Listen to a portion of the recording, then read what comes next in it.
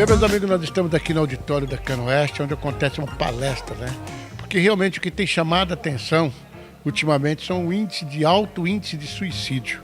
E nós estamos recebendo dois palestrantes hoje para falar sobre um desses temas.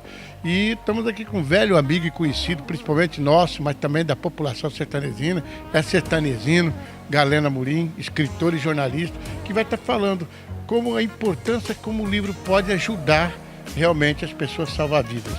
E aí, Galeno, tudo bem? Tudo ótimo, que bom estar aqui de novo em Sertãozinho, essa minha terra tão querida, estar aqui com você, com os amigos da cidade. Os livros, de algum modo, eles acabam nos ajudando, nos auxiliando em diversos aspectos, em vários momentos da vida da gente.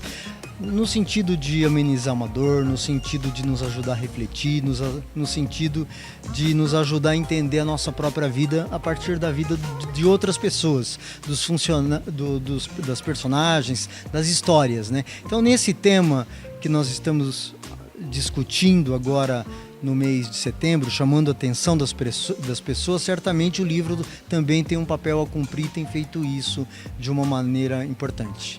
E realmente, né, a gente sabe que um dos maiores problemas que leva a pessoa a suicídio é a depressão. E como que o livro pode estar tratando disso?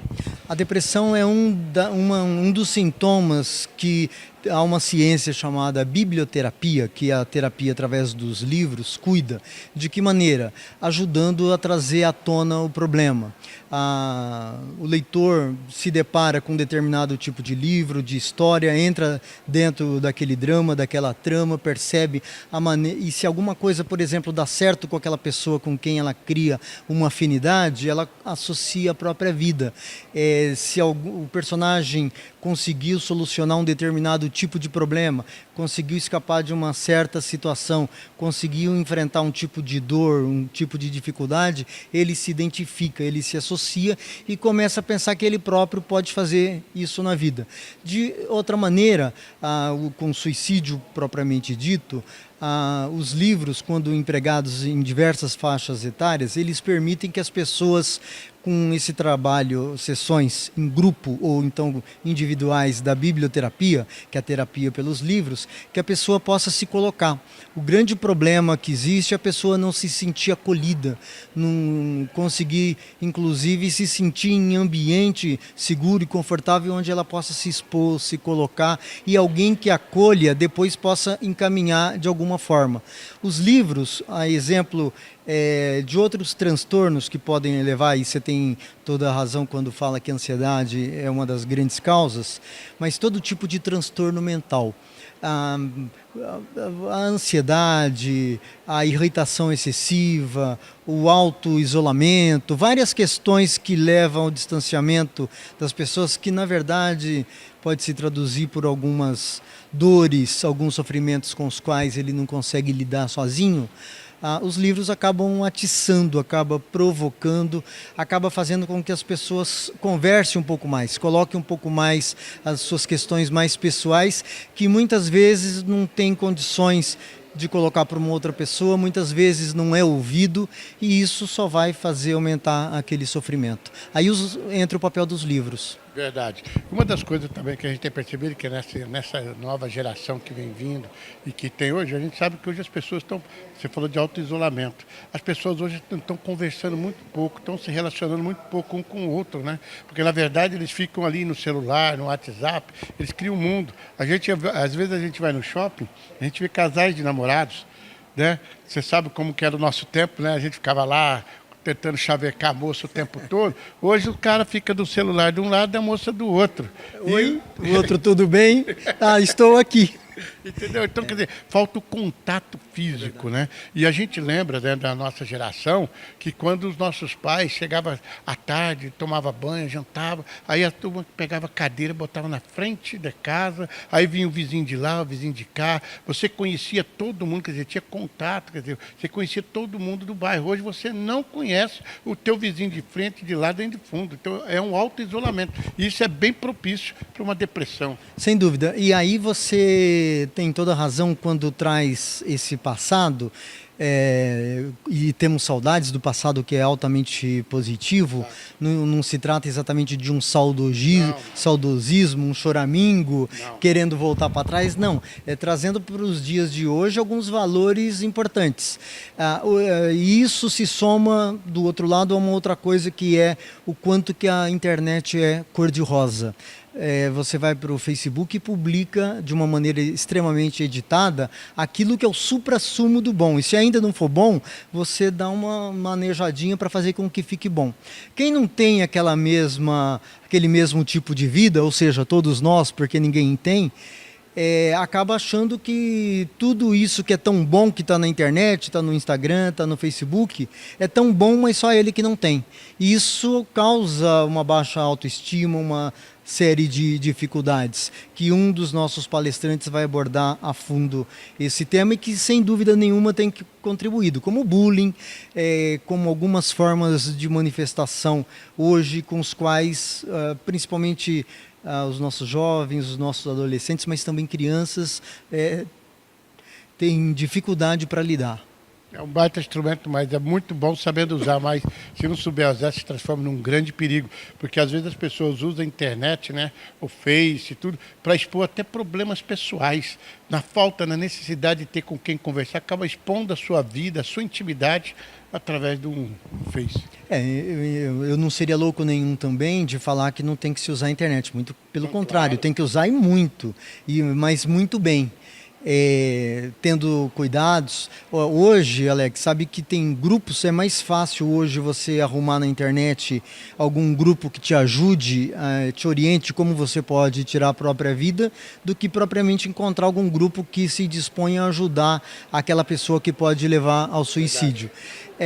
Tem grupos especializados nisso, para você ver onde chegamos. Os desafios criados por certos grupos nacionais, internacionais, que podem levar a criança a tirar a própria vida, eles estão muito presentes. Agora, isso chama a atenção para a necessidade dos pais olharem mais para os filhos, acolherem os seus filhos, ouvirem os seus filhos, impor limite para os seus filhos, estarem abertos para todas essas conversas, né? Isso é fundamental. Se isso não acontece, a gente aí sim perde o filho para a internet, mas como pode perder também para as drogas no mundo físico, para as ruas, para alguns outros problemas e alguns outros vícios, né? Então isso tudo nos convoca, pais, familiares, os adultos de uma maneira geral, a prestar atenção uns nos outros, conversar uns olhando nos olhos dos outros, e acolher e encaminhar. A gente vai ter uma palestra aqui muito importante hoje sobre esse tema, por um psicoterapeuta, o André Bordini, que ele vai ao âmago da questão.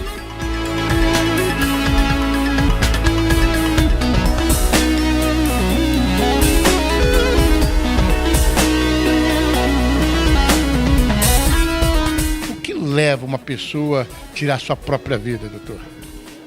Em geral, nós não falamos de causas do suicídio, porque o suicídio, enquanto tal, ele não é produto de uma causa específica, como uma doença, por exemplo, né? Se a gente fala da dengue, por exemplo, tem uma causa, o mosquito, né?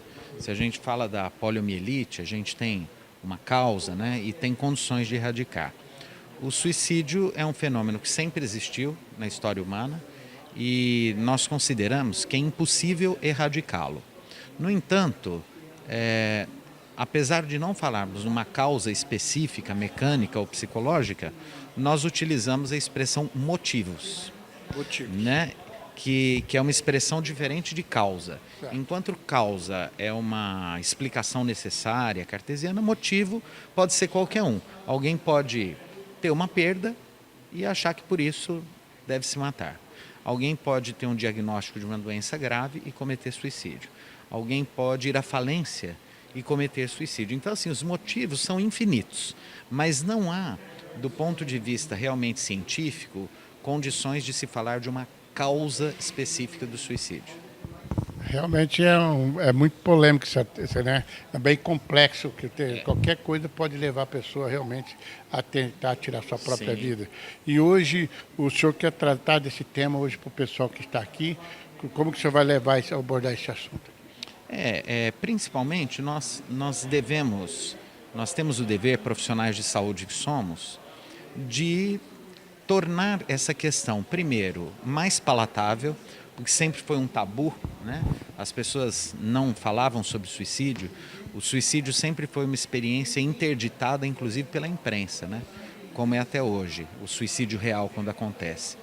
E, em primeiro lugar, quebrar esse tabu, falar livremente sobre essa questão que pode afetar qualquer um de nós.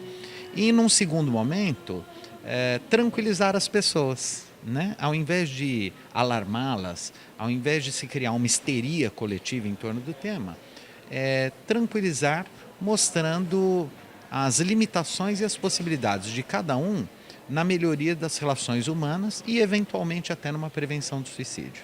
Então, o que mais chama a atenção nossa aqui, principalmente esse ano, Sertãozinho teve um alto índice de suicídio, que geralmente são pessoas jovens, que estão tirando sua própria vida, pessoas que chegam, de vez de eles passar o problema, discutir com a família, mas realmente, será que é falta de confiança ou isolamento, a família não dá atenção, a família não percebe, e quando percebe já é tarde demais? Não, a gente não pode dizer isso. Como que é, Não então? pode dizer isso porque há inclusive famílias extremamente atenciosas, extremamente cuidadosas e que têm adolescentes que curiosamente cometem suicídio. E há adolescentes que vivem em estruturas familiares totalmente patológicas, né, que teriam tudo para se matar e curiosamente têm um esforço danado para conseguir viver. E aí a gente volta a essa questão de causa. A gente não pode falar de uma causa específica para o suicídio. Agora, evidentemente que quando a gente fala de atenção, de cuidado, de solidariedade, de ouvir pessoas, a gente não tem que fazer isso para evitar suicídio. A gente tem que fazer isso porque uma vida em que pessoas fazem isso e um mundo em que pessoas fazem isso é um mundo mais civilizado, mais humano e melhor de se viver, independente se isso vai impedir as pessoas de se matarem ou não. A família não tem como perceber certos sintomas de uma pessoa. Porque geralmente quando a gente vai conversar com a família de um suicida, ele fala assim, já tentou uma vez, a gente foi lá, a hora que a gente descuidou, ele fez. Muito bem.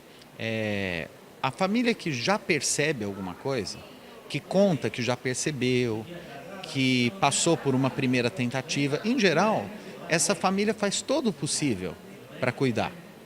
E aí ela esbarra realmente na condição de liberdade do outro, né? Que não há muito o que fazer. Agora, evidentemente que do ponto de vista médico, da psiquiatria, etc., há uma série de sinais que podem indicar um processo depressivo e não necessariamente um processo suicida, né? Então, um processo depressivo que pode começar com uma mudança de comportamento, uma tristeza contumaz, uma alteração de peso, um fechamento e um retraimento maior, automutilação, ideias sucessivas e cíclicas de morte, pessimismo. Então, todos esses elementos podem indicar a presença de um quadro patológico ligado à depressão. Mas nós não podemos dizer que porque a pessoa tem um quadro psicológico de depressão, necessariamente ela vai se matar. Uma pessoa pode ter uma depressão a vida inteira e durar 100 anos. Verdade. E, curiosamente, existem pessoas que se matam sem ter passado pela depressão. Verdade. E eu queria que o senhor passasse uma mensagem para o pessoal que está em casa, que está nos assistindo neste momento, que como que eles devem ficar atentos, como que eles podem proceder, se caso eles perceber que tem alguma pessoa dentro da família com esse tentativa de suicídio, com possibilidade de suicídio. Na verdade, possibilidade de suicídio todos nós temos, né? Eu costumo dizer que a regra básica para uma pessoa cometer suicídio é ela ser gente e estar viva. Então, assim, qualquer um pode cometer suicídio a qualquer momento. Tem uns que têm tendência, tem outros que tem... Você falou que tem pessoas que passam por cada problema isso, e ele quer viver. Exatamente. Pelo menos até onde não se matou, ele quer viver. Isso pode ir até o fim. Mas a mensagem é o seguinte, se nós criarmos um mundo um pouco mais cuidadoso, um pouco menos cruel, se nós conseguirmos criar um mundo em que a tolerância com as diferenças, a diversidade, a escuta, o olhar para o outro se tornarem mais efetivos e mais constantes na nossa experiência na relação com o outro, Isso certamente vai abrir possibilidades de que um outro que esteja sofrendo por qualquer motivo, esteja pensando em suicídio, possa inclusive se abrir conosco e a gente possa ajudar. Mas para isso, primeiro, a gente precisa deixar de ser narcisista, olhar só para si e começar inclusive a enxergar as pessoas que estão à nossa volta e que às vezes a gente não enxerga. Estava falando isso para o Galeno agora há pouco, né, que nós estamos vivendo uma geração de solidão, onde só fica você e o seu celular, você e o seu computador. Hoje não tem mais relacionamentos humanos, que o ser humano ele precisa sentir o toque um do outro, precisa conversar, sentir o abraço. E a gente vê que hoje é muito difícil hoje. As pessoas, como ele estava falando para ele, antigamente a gente sentava, botava a cadeira na frente da casa, aí vinha um vizinho da esquerda, vinha da direita, e ficava ali batendo papo, 10, 12 pessoas. Né? E hoje isso não acontece, você não conhece o teu vizinho da frente, você não conhece o teu vizinho de lado. Então, quer dizer, a solidão tomou conta e eu acho que isso contribui muito, né, para que essas coisas possam acontecer. Realmente, quando a gente tem um horizonte histórico, né, um horizonte de realidade social em que a solidão é uma constante, naturalmente não só isso poderia, né, levar maior motivação para processos autodestrutivos, mas principalmente pode levar a um mundo e a uma sociedade mais triste, né? Uma sociedade mais triste, mais melancólica, né? Então toda ponte que a gente puder construir em direção ao outro pode ser válida nesse sentido.